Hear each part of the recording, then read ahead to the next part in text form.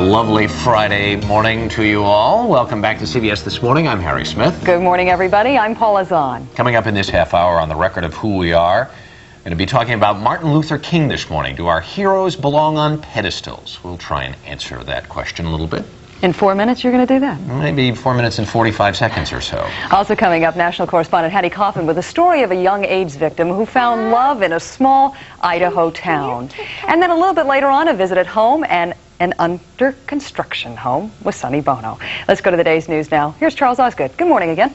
Paula, Harry, good morning, everybody. Here are the top stories on CBS This Morning. President Bush takes off this evening for Europe and then for the Persian Gulf.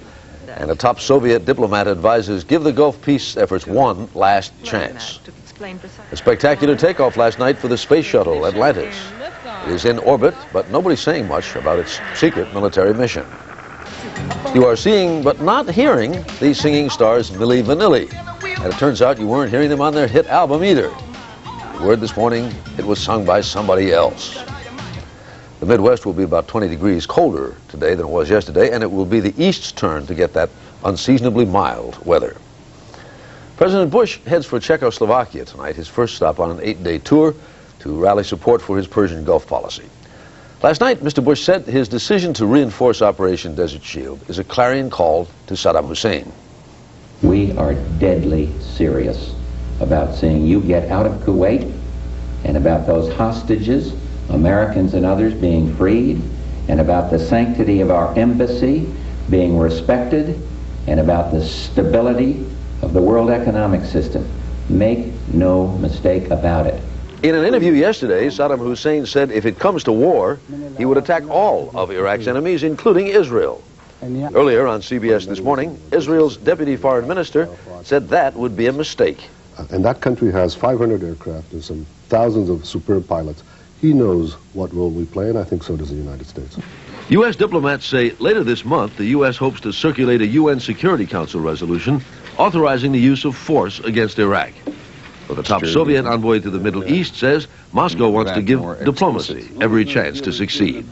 We need to do everything to ensure that if a military solution, unfortunately, at some point, does turn out to be the only possibility, then we should be able honestly to say to the entire world that we have done everything.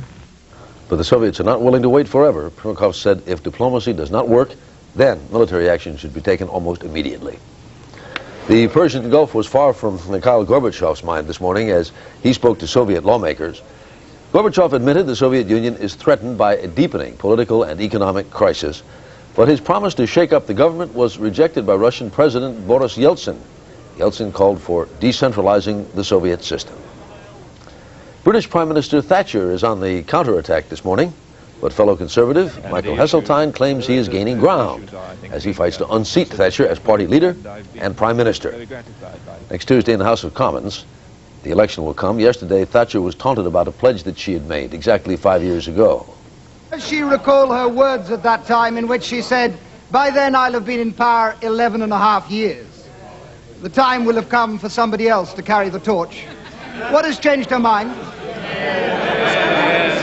After 3 general election victories, leading the only party with clear policies resolutely carried out, I intend to continue. British bookmakers have Thatcher as the 2-to-1 favorite to hold on to power. NASA officials are smiling this morning. The shuttle Atlantis is in orbit. Bruce Hall is at the Kennedy Space Center in Florida. Good morning, Bruce. Good morning, Charlie. Well, they're already working on the next shuttle launch, waiving rules that require 3 weeks between the flights. NASA hopes to get a 10-day science mission off in the first few days of December. Last night, it was picture perfect for Atlantis, a flight that had been delayed 4 months by elusive fuel leaks. It was of major concern relative to the image. We're not going to fly hardware until it's ready to fly. It took us this long to get it ready to fly, and I think that the proof of its readiness was demonstrated today. Well, this was really just about as smooth a count and a liftoff in the early few minutes of a mission that I've ever seen. The crew is expected to deploy its huge satellite later today or tomorrow. A satellite that can be used to monitor Iraqi activities in the Middle East. The Magnum Signals Intelligence satellite would use an antenna about the size of a football field perhaps 100 yards wide, to pick up radio and radar transmissions and to keep track of military maneuvers. If a shooting war starts in Iraq, they will be the systems will be immensely helpful, the reconnaissance systems.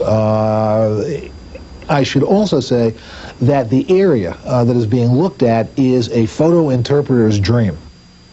Unlike Vietnam, most of Kuwait and Iraq include flat desert terrain with little foliage, making it an ideal area for satellite reconnaissance. Charlie? Bruce, why should this be the last secret mission? Aren't there more secrets likely that they want to keep? Oh, there are more secrets they would like to keep, but one of the main reasons here is money. The Air Force has to spend $80 million in security costs for every secret mission, and they still have not been able to keep most of those payload secrets. So they're going to eliminate the secrecy, but still fly the spy satellites. Thank you, Bruce. Bruce Hall at the Cape. Finally, it seems that there is no segment of society immune from scandal, certainly not rock and roll. Richard Roth reports you might have to think twice about what you think you're hearing. They've gone beyond platinum and become international stars, but behind the braids and the breakdancing, it turns out, there's a soundtrack by someone else. Rob Pilatus and Fab Morvan are Milli Vanilli, but they're not the singers heard on the group's 7 million record albums. Rob and Fab, who appeared in the videos, did not actually sing on the record. This is something that is not uncommon from records coming from Europe. And the best new artist is Milli Vanilli. The organizers of the Grammy Awards were not so matter-of-fact. Just last year, the National Academy of Recording Arts and Sciences named Milli Vanilli Best New Artist. The award may now be withdrawn. Whatever you do, don't put the blame on you. Blame it on the rain. It was their producer who blew the whistle, reportedly concerned when Rob and Fab said they wanted to be heard on their next album. But Milli Vanilli's former manager says the revelation is actually good for the group. It was a problem for Rob and Fab. It's been a burden that they've carried, you know, the last 18 months. However, once the album hit, it became such a humongous hit that it just kind of got bigger than the both of them. Not a burden of fraud, though. The record people don't call it that. They call it illusion. Simply part of entertainment. Richard Roth, CBS News, New York.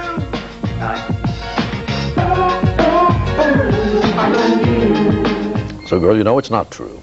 Harry, Paul?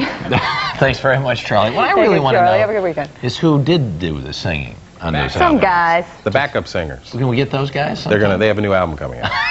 Let's have them come and do our theme song some morning, Mark. Funny thing's going to happen in some NFL locker rooms over the weekend. The National Football League, in response to some of the controversy of this fall, has issued these to every team. Optional wear for, this is a towel with a little Velcro strip that it looks like that. This is obviously in response to the controversy over women reporters appearing in the locker room and wanting to do interviews after the games. Yeah. Now, the interesting thing is this will not fit several players in the NFL. It barely fits me. I'm, what, 6'3", 220, and this thing So barely... if you're 300 pounds, that thing's going to wrap around, what, one leg? That's about it. There are other things they are issuing to the locker rooms as well, Mark. Yep, this is boy, that looks pretty stylish, isn't it? This is how James Brown would wear this. You know, remember they used to throw the cape on him at the end and he'd start to head off and he'd throw it off and come back and say, this is the, boy, this actually looks pretty sharp. This is the robe. I'm going to throw it off and sing a little bit. Rob and Fab, those two guys. Fab short for fabrication. Let's talk about the weather. Rain coming across the Great Lakes today. You may want to wear a robe or something today. That's going to be breezing through the Great Lakes. Northeast today, oh, look at the temps from 82 down in Miami all the way up to 71 in New York, 50 up in lovely Caribou. Going to be just beautiful today. Indian summertime happening there. And you can see lots of those temperatures do sort of kind of head down through the south. Hotter in New York.